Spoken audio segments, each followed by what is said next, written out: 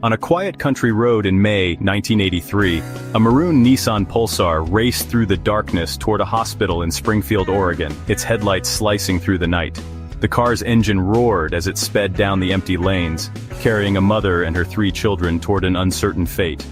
Inside, Diane Downs claimed a stranger had ambushed them and shot her 3 children, shattering the silence of the night with violence. The story she told was chilling. A shaggy-haired man appeared out of nowhere, flagged them down and then, without warning, opened fire on the family. But as investigators would soon learn, the real danger may have been inside the car all along, hidden behind a mother's calm facade. The song "Hungry Like the Wolf" played on the radio as Diane drove through the night, her children bleeding and crying beside her, the music a haunting backdrop to the horror unfolding in the back seat. At the hospital, chaos erupted. Doctors and nurses rushed to save the children, their small bodies covered in blood, as Diane recounted her story to anyone who would listen.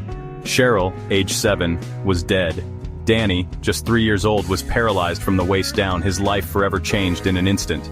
Christy, 8, suffered a massive stroke and couldn't speak, her young mind locked inside her injured body. Diane had only a minor wound on her arm and seemed oddly calm, almost detached, as doctors fought desperately for her children's lives just a few feet away. Her account was detailed, but something felt off. Her lack of emotion, her composure, and the way she recounted the events with chilling precision. The community panicked, fearing a madman was on the loose, and parents kept their children close, terrified that the shooter might strike again.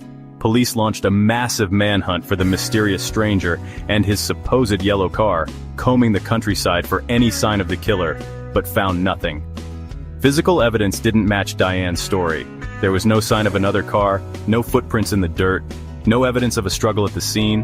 The only certainty was the tragedy that struck 3 innocent children on a lonely, forgotten road, leaving a community in shock. As days passed and the investigation deepened, suspicion began to shift toward Diane herself, her story unraveling under scrutiny. Investigators noticed her demeanor, her repeated media appearances, and her unshakable composure in the face of tragedy.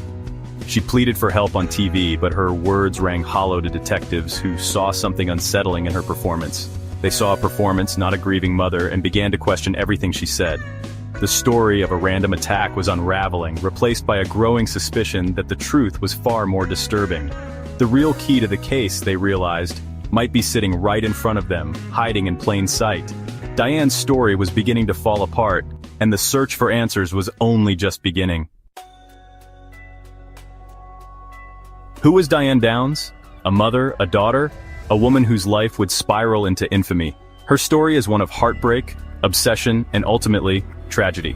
To understand that fateful night, we must look back at the winding path that led her there, a path marked by pain and longing. Born in Phoenix, Arizona, Diane described a troubled childhood, marked by strict rules and emotional distance. She later claimed abuse by her father, a shadow that would haunt her for years. She married Steve Downs, and together they had 3 children, Christy, Cheryl, and Danny. But the marriage was rocky from the start, plagued by infidelity, arguments, and constant instability. After divorcing Steve, Diane packed up her children and moved to Oregon, hoping for a fresh start. She found work at the Postal Service, but the promise of a new life quickly faded. Her new life wasn't about her kids, it was about a man, Robert "Nick" Knickerbocker, a married co-worker from Arizona who had captured her heart and imagination. Diane became obsessed with Nick, writing him passionate letters and filling her diaries with fantasies of a life together, convinced he was her soulmate. But Nick made it clear he didn't want children and had no intention of leaving his wife. He tried to distance himself, but Diane refused to let go. To Diane, her children became an obstacle to her fantasy life with Nick. The love she once had for them was overshadowed by her obsession.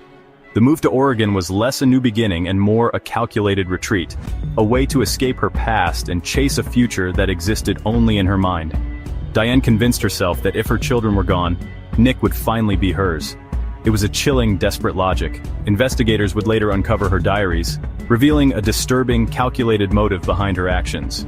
Pages filled with longing and cold determination. This wasn't a crime of passion. It was a plan, born from obsession, carefully plotted and chilling in its intent. The road to tragedy was paved with letters, phone calls, and a single, desperate desire that consumed Diane's every thought. Diane's children were no longer her priority. They were in the way of the life she believed she deserved. and she was willing to do anything to get it. The events of that May night were not a sudden snap, but the result of a cold, selfish decision that had been building for months. The truth, when it finally came to light, was darker and more twisted than anyone could have imagined. In the aftermath, Diane Downs became a media fixture. She gave interviews, often smiling as she described the attack. Her lack of grief and focus on herself unsettled viewers and police alike. Detective Doug Welch quickly saw holes in her story. She claimed to drive slowly, but witnesses saw her speeding. No evidence of a struggle, no sign of another car, just shell casings inside the vehicle. Forensics showed the shots came from inside the car, not outside. Diane's diary, seized by police, revealed her obsession with Nick and her frustration with her children. She saw them as obstacles, not blessings. Blood spatter and gunpowder evidence contradicted her tale of a stranger. The shaggy-haired man was looking more like a phantom. The story was collapsing under the weight of its own lies. Investigators knew the truth was much closer to home. Detectives dug deeper, traveling to Arizona to interview Diane's ex-husband and Nick. Steve Downs confirmed Diane owned a .22 caliber handgun, the murder weapon. Diane claimed she sold it, but couldn't provide details. Nick confirmed the affair and his refusal to be a father to her kids. He handed over obsessive letters from Diane, further revealing her state of mind. Back in Oregon, an anonymous tip led police to a hidden .22 caliber gun in Diane's home. Ballistics matched it to the shooting. The weapon had been there all along. Meanwhile, Diane's behavior grew stranger, posing for photos, calling Nick from the hospital in an upbeat tone. She seemed more concerned with her image than her children's welfare. The cracks in her story became chasms. The truth was finally surfacing. At the heart of this tragedy was Diane's obsession with Nick Knickerbocker. To Diane, Nick was everything. Her children were obstacles. Her diaries and letters revealed a relentless, one-sided love. When Nick ended the affair, Diane refused to let go. She saw her children as baggage, and her solution was chillingly simple: remove them. This was not a crime of passion, but a calculated plan. She bought the gun, crafted the story, and chose a deserted road. Each step was deliberate, aimed at winning Nick's affection. Nick's testimony in court exposed Diane's obsession and motive. He read her letters aloud, showing the jury the depth of her fixation. He was the unwitting catalyst in a tragedy he never could have imagined. His testimony was crucial in revealing Diane's dark world. The prosecution's case was strong, built on evidence and suspicion, but it lacked a direct witness, until Christy began to recover. After months of therapy and gentle encouragement, Christy, just 8 years old, finally found her voice. She began to recall the events of that terrible night, and slowly, the truth emerged from her memories. There was no mysterious stranger, only her mother, the person she trusted most. In careful, painstaking sessions, Christy bravely told prosecutors, "My mom shot me, my mom shot Danny, my mom shot Cheryl." Her words were clear, unwavering. Her testimony became the final devastating piece of the puzzle that prosecutors needed to complete their case. At just 9 years old, Christy faced her mother in court, surrounded by strangers and the weight of the truth.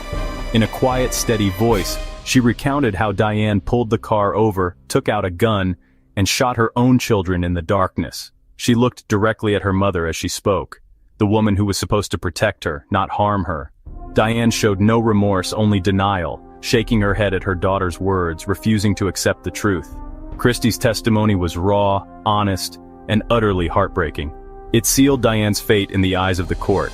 Christy became the voice for her lost sister and her paralyzed brother, speaking for those who could not. Her courage in that courtroom was extraordinary, a testament to her strength and resilience. The jury was visibly moved by her bravery and the clarity of her words, many struggling to hold back tears. The truth, spoken by a child, was impossible to ignore. Diane's performance was over, her lies exposed. Justice was finally within reach, thanks to the courage of a little girl who dared to speak the truth. Diane Downs' trial began in May 1984, drawing national attention. Diane arrived each day smiling, treating the trial like a stage. Her behavior contrasted sharply with the gravity of the charges. The prosecution presented the gun, diaries, and Nick's testimony, but Christy's words, "My mom shot us," were the most powerful. Diane took the stand, delivering a dramatic, tearless performance. She denied everything, even as evidence mounted. In a final twist, Diane became pregnant during the trial, hoping for sympathy.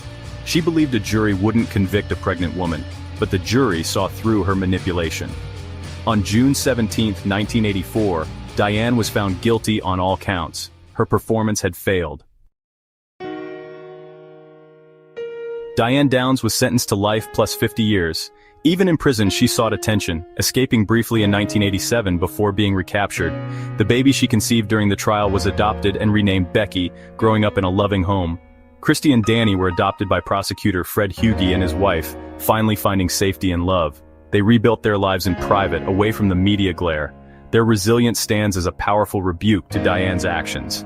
Diane remains in prison, denied parole, still claiming innocence. She continues to tell her story, casting herself as the victim. She shows no remorse for her daughter's death or her surviving children's suffering. Her legacy is one of pain and selfishness. But the true legacy is the survival and strength of Christy and Danny. They are living proof that hope can emerge from tragedy. The case remains a chilling reminder of obsession's destructive power. The Diane Downs case is more than a true crime story. It's a disturbing look at the darkness within.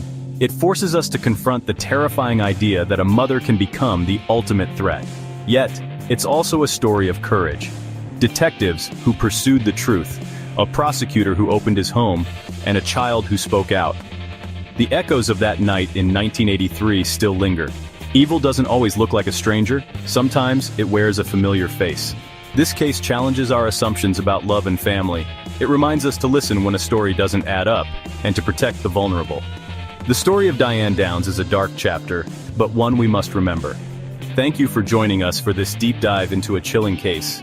For more true crime stories, subscribe to our channel. See you next time.